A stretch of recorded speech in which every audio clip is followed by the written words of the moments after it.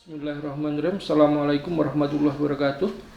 Alhamdulillahirrabbilalamin. Wassalatu wassalamu ala asyrofil mursalin wa ala alihi wa ashabihi ajmain, amma ba'du. Selamat sore kepada para pemirsa Cendekia TV.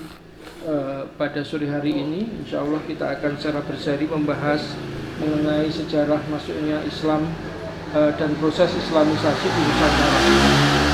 Mengapa hal ini kita perlu membahas? Karena selama ini kita sering mendengar Islam itu diposisikan sebagai pendatang yang asing, agama yang asing yang masuk ke Nusantara, bahkan dalam tanda kutip yang kemudian menjadikan Nusantara itu kepada kemundurannya dengan kejatuhan Majapahit. Dan seringkali ketika kita berbicara tentang masa lalu Nusantara, seolah-olah andil Islam itu sangat sedikit, sehingga kalau kita berbicara tentang kemegahan Nusantara masa lalu, selalu kita diingatkan pada dua kerajaan besar, yaitu Sriwijaya dan Majapahit, dan seolah tidak ada andil Islam dalamnya. Nah, karena itu kita mencoba menelusuri. Yang pertama, benarkah Hindu dan Buddha itu adalah sejarah awal dari kepulauan ini? Karena kalau kita belajar sejarah dari SD sampai SMA, selalu dimulai dengan zaman sejarah dan prasejarah. Zaman sejarah itu dimulai sejak ditemukannya prasasti Kutai Kartanegara pada abad ke-4 Masehi, dan seolah-olah itu sebelum itu kita tidak punya sejarah. Padahal beda antara prasejarah dan fase sejarah dengan fase aksara dan praaksara. Orang yang belum mengenal huruf belum tentu dia tidak punya sejarah. Nah, karena itu menjadi menarik sebetulnya untuk menunjukkan bahwa sebetulnya sejarah Nusantara itu jauh lebih panjang, jauh lebih tua daripada kedatangan Hindu dan Buddha di Indonesia. Ada sebuah novel terkenal dari seorang ulama Andalusia namanya Ibnu Tufail, yang berjudul Hayy bin Jackson atau Manusia dalam Asuhan Rusa. Beliau bercerita tentang seorang bayi yang terdampar di sebuah pulau Wak-Wak. Ya, pulau Wak-Wak ini dikatakan punya hamparan yang luas, matahari yang bersinar sepanjang tahun, gitu ya. Dan kemudian karena dia manusia, meskipun diasuh oleh rusa, maka dia kemudian menemukan potensi-potensi kemanusiaannya. Kita tidak membahas masalah itu, tapi membahas masalah Pulau Wak-Wak itu sendiri, karena dalam definisinya Pulau Wak-Wak ini disebutkan berasal di daerah Katulistiwa, di mana matahari bersinar penuh, dan kemudian oleh Robert Dickrich dalam bukunya Para Penjelajah Bahari, istilah Wak-Wak itu digunakan untuk menunjuk para pelaut dari Kepulauan Nusantara yang sudah terkenal mengarungi dunia sejak ribuan tahun sebelum Masehi. Jadi sebelum Hindu Buddha datang, kita sudah punya sejarah maritim yang kuat, karena rempah-rempah dari Indonesia itu bahkan sudah sampai ke Mesir, ke Syria sejak 1500 tahun sebelum Masehi, itu menurut Robert Dickrich. Sehingga tidak benar bahwa Hindu dan Buddha atau kedatangan bangsa India itu adalah awal dari sejarah kita. Kemudian yang kedua, bangsa Indonesia ini juga, bangsa Nusantara ini dikenal sebagai bangsa agraris. Ya. Ada kumpulan proceeding makalah menarik yang diadakan di Universitas Gadjah Mada pada tahun 1973, judulnya The Agrarian History. Di situ disebutkan bahwa tradisi bertanam padi di Indonesia, khususnya di Sunda, di Jawa, dan Sulawesi Selatan, itu sudah ada sejak abad Megalitikum, kurang lebih 2500 tahun sebelum Masehi atau 4000 tahun yang lalu. Dengan demikian, bangsa Nusantara itu sudah punya peradaban sebelum bangsa Hindia datang. Ini penting bagi kita karena kemudian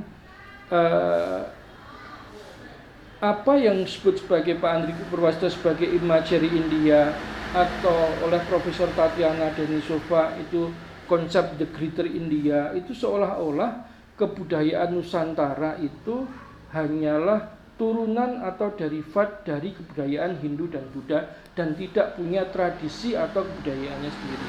Sehingga kita dapat melihat dari hal ini nanti dikembangkan wacana sedemikian rupa sehingga akhirnya sesuatu yang di luar tradisi Hindu Buddha itu seolah-olah bukan budaya asli Nusantara yang kemudian dia dianggap sebagai pendatang asing. Nah, itulah pentingnya kita untuk mengetahui sejarah kedatangan sejarah peradaban Nusantara sebelum Hindu Buddha. Di buku yang lain, Profesor Tatiana Denisova, beliau menulis satu buku tebal, cukup bagus, judulnya Historiografi Alam Melayu. Beliau menyebutkan selain sebagai pelayar ulung dan juga bangsa agraris, bangsa-bangsa di Nusantara itu dikenal sebagai bangsa yang mempunyai tingkat seni yang tinggi, menghasilkan kerajinan yang tinggi, dan dia juga pelopor dari pertambangan emas di dunia. Sehingga kata Profesor Tatiana Denisova, ketika di Bible disebutkan di mahkota Sulaiman itu ada perhiasan dari batu Ofir, maka bisa dipastikan perhiasan itu hanya bisa dibikin oleh masyarakat Nusantara pada saat itu. Posisi sebagai pelaut, bangsa agraris dan juga bangsa penghasil kerajinan, belum lagi yang terkenal waktu itu adalah di daerah Barus sebagai penghasil kayu gaharu. Kayu gaharu itu adalah bahan parfum untuk para raja, menjadikan Nusantara ini sudah terhubung dengan banyak peradaban-peradaban besar yang ada di dunia pada saat itu, berhubungan dengan peradaban Mesopotamia, kemudian Syria dan sebagainya. Jadi ketika kemudian nanti Islam akhirnya muncul di tanah Arab didakwahkan oleh Nabi Muhammad, karena pada saat itu jalur utama perdagangan dunia yang melalui laut, yaitu dua kekuatan ekonomi besar pada saat itu, Persia dan Arabia dengan Cina, ketika dia berdagang melalui laut bisa dipastikan dia akan singgah di pelabuhan-pelabuhan Nusantara.